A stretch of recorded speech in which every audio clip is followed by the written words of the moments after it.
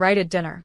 Over pot roast and red wine, with smug faces and raised eyebrows like I was the family joke. The next day, my father's boss walked into that same house. He looked me dead in the eye, saluted, and said, "Good morning, Senator." Their forks dropped.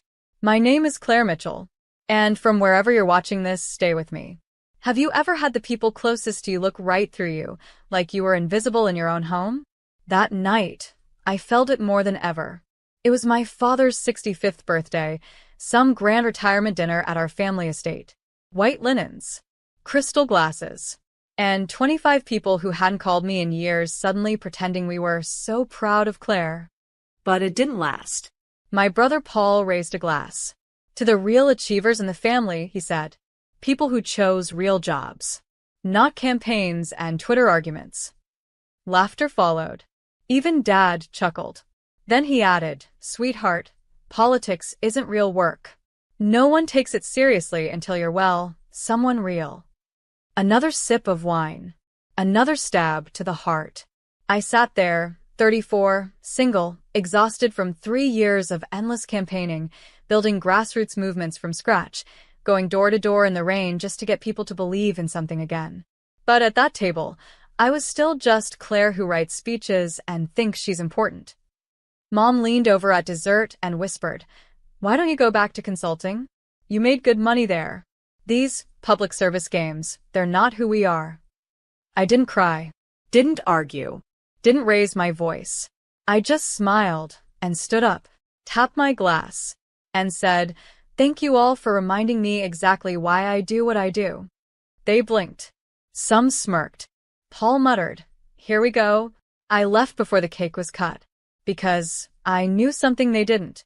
That in the morning, my name was going to be on every newspaper in the state. That the governor himself had called me an hour before dinner. And that soon, they'd all be eating their words with a side of regret. I didn't sleep that night. Not because I was nervous, but because I could feel it. The shift. The turning.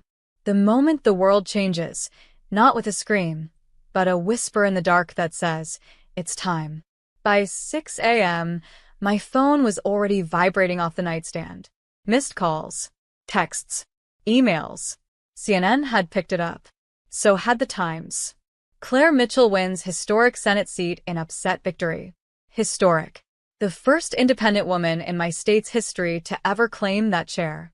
And I had done it without a political dynasty, without corporate backers, without a famous last name. I did it with volunteers who knocked on 75,000 doors. With nurses and veterans and teachers by my side. With truth. And grit.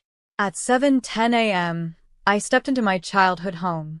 Not to gloat, but because I'd promised my father's boss, Mr. Langston, a courtesy visit before the press conference. He liked formality. And he'd always been kind to me, even when Dad rolled his eyes behind my back. When I walked into the dining room, they were still finishing breakfast.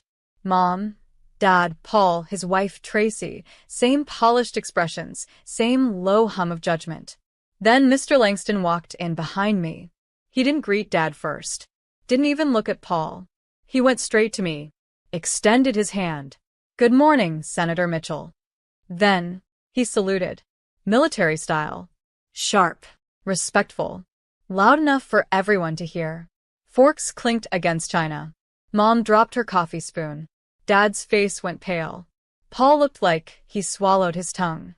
Langston turned to them. "I assume you've prepared the congratulations," he said, smiling but tight-lipped. They hadn't. Of course they hadn't. And suddenly all the things they used to mock. The late nights, the town halls, the bus rides, the protests, they mattered. Because someone with power had acknowledged me. And in that house, that was the only language they'd ever respected. But I didn't need their applause. What I had planned next was far more satisfying. Paul chased me out to the porch 15 minutes later, his voice sticky with fake sweetness. "Claire, hey, wait up. That was unexpected. Congratulations, I guess." "Senator?" "That's big."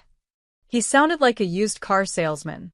The kind who called women sweetheart right before lowballing them. I didn't stop walking. Just said, "Thanks," over my shoulder. He jogged beside me, trying to keep up. We should celebrate. As a family, right? I mean, this is a huge win for all of us. I stopped. Turned. All of us. Raised an eyebrow. You mean us that laughed at me last night like I was a clown in a pantsuit? His smile faltered. Come on, Claire. You know we were just teasing. We always tease. No, Paul. You belittle.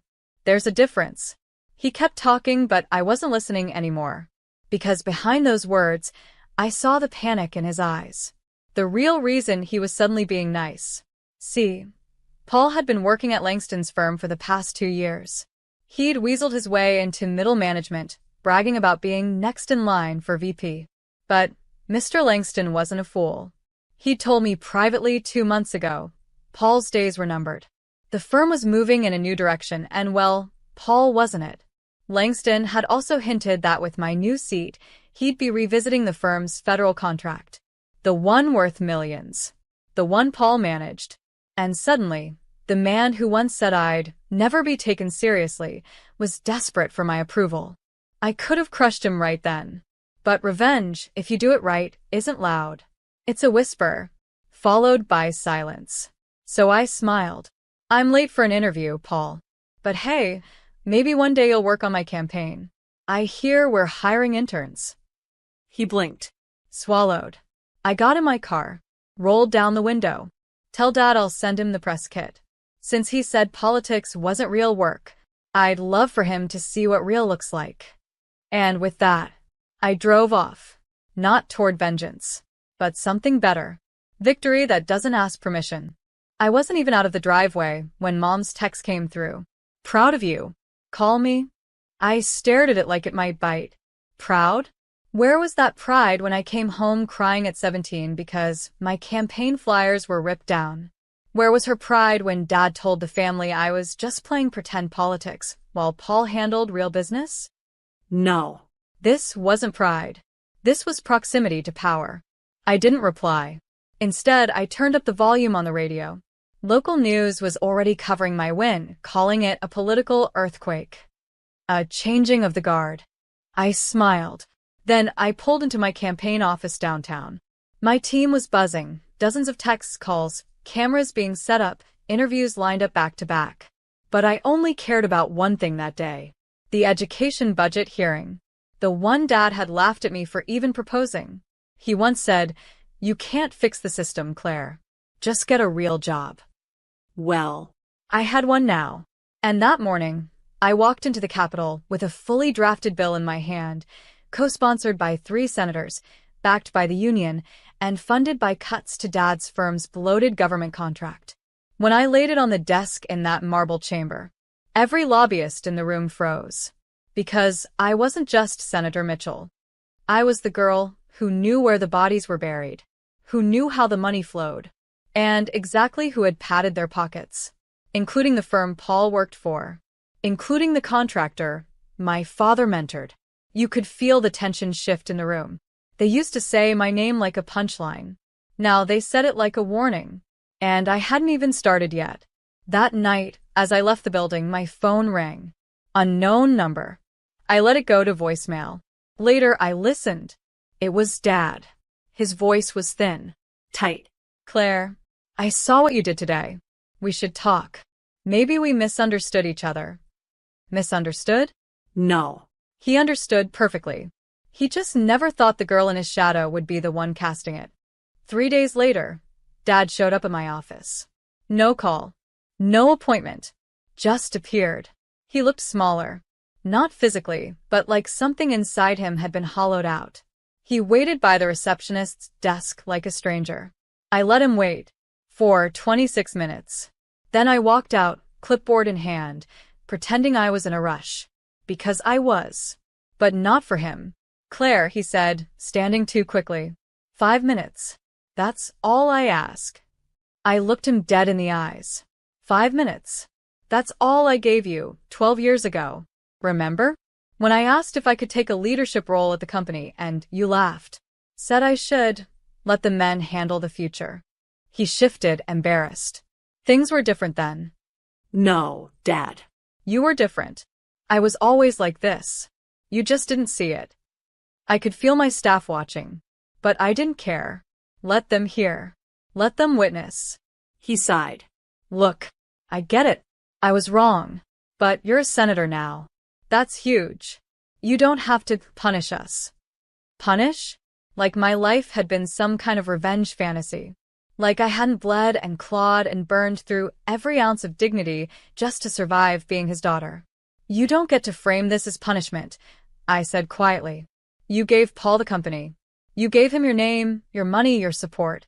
All I had was silence and spite. That was your choice. This, I gestured around, was mine. He nodded, swallowing hard. Then he reached into his coat pocket and pulled out a folder. Langston's firm is collapsing. Paul, he's on the verge of being let go. There's a contract under review, and we know it's tied to your education bill. If you could just... I didn't even take the folder. I leaned in, smiling faintly. You remember what you said when I asked for help after grad school? When I begged for a job? He looked at me, silent. You said, life isn't fair, Claire. Grow up. I turned to go, but paused. Looks like you're finally growing up, too. And just like that, I walked away. The daughter he tried to silence had become the woman whose silence now spoke louder than his name. The next blow didn't come from me. It came from the ethics committee. Turns out, one of the firms bidding for the state school contracts had ghost subsidiaries tracing back to guess who? Langston Holdings. The same firm Paul now ran. Thanks to Daddy's blessing. My office didn't have to lift a finger. Journalists did the rest. Within 48 hours, the headlines were everywhere. New senator's bill exposes decade-long embezzlement ring. Langston tied to shell accounts through senator's father's former company. And my phone rang nonstop. Not with panic. With congratulations. From senators. From watchdog groups. Even from people I hadn't heard from in years. But not from Paul. Not until the morning the feds raided Langston's offices. That morning, he called me from a blocked number. I answered. I don't know why. Maybe to hear it. To finally hear the fear in his voice. Claire, he said, breathless. You have to make it stop. Make what stop? All of it. The investigation. The press. They're digging into everything. They pulled my emails. My wife is freaking out. My job's on the line. Dad's a mess. He hasn't slept. You proved your point, okay? I let the silence grow. Just long enough to feel the weight of his unraveling. Then I said calmly, I didn't prove my point. You did. By doing exactly what Dad taught you to do. Cut corners, hide secrets, and assume the world would clean up after you. His voice broke. I could go to jail. I didn't flinch. You should have thought about that before you raised your glass to a room full of people and toasted to the real heir of the Mitchell name. I hung up, and for the first time since that cursed dinner, I exhaled. This wasn't about revenge anymore. This was about cleansing. Purging years of silence. Decades of being underestimated. That night, I stood in my apartment overlooking the city. The same city that once ignored me. Now lit up with my name. And I whispered to myself, you didn't just take their seat at the table. You built your own damn table and set it on fire. A week later, I received an invitation. It was handwritten, formal, elegant. Mitchell family emergency dinner. Mandatory attendance. At my father's estate. I laughed. They were still trying to run this like a boardroom. Like I was still their employee. Like they had the power. But something inside me said, go. Not for them. For you. So I did. I wore black. Not because I was mourning, but because I wanted them to. When I walked into that old stone mansion, I expected fireworks. Tears. Rage. Desperation. What I got was worse. Silence. Paul was already seated. He looked like a ghost. Thinner. Pale. Sweating through his collar. My mother tried to smile, lips trembling. And Dad? He stood when I entered. For the first time in my life, he stood for me. Claire, he said, voice low. Thank you for coming. I sat without a word. Let them speak first. Paul cleared his throat. I lost the job. The board let me go. We had to put the house on the market. Dad nodded solemnly. The firm is under full investigation. I've retained a lawyer. I sipped my water. Waited. Mom finally said it. We need help. There it was. The real reason for the invitation. I looked around at the mahogany walls. The dusty portraits of patriarchs past. The gleam of silver that once fed generations who denied me a seat. And I said what they never expected. You remember that summer I begged to go to leadership camp and you said it was a waste on girls? That it was better to focus on finding a husband? Dad winced. Well, I went anyway. I cleaned toilets at a motel to pay for it. And when I got there, I learned something no one in this house ever taught me, how to lead with dignity. They stayed silent. I stood up slowly. Gather my bag. You taught me how to survive. But I taught myself how to win. At the door, I turned. Good luck with the investigation. Tell your lawyer I recommend full transparency. It's the only thing that might save what little you have left. Then I walked out. And for the first time, they didn't follow me. A month passed, then another. I didn't hear from them again. Not a word. But I did see my last name everywhere. Not theirs. Mine. Senator Claire Mitchell pushes historic transparency bill through Senate. From overlooked daughter to political powerhouse, her rise is changing everything. People stop me on the street now.